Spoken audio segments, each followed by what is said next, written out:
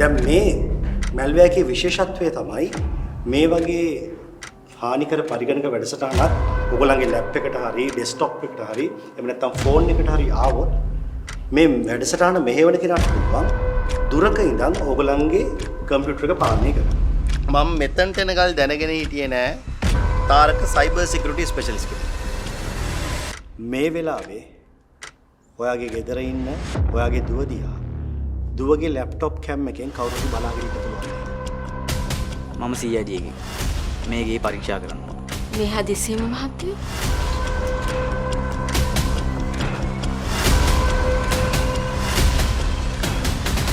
එයනව දැනට අපේ ඉන්න ප්‍රධාන සැකකාරිය ශිරෝෂී අහංගම නොහොත් කියලා.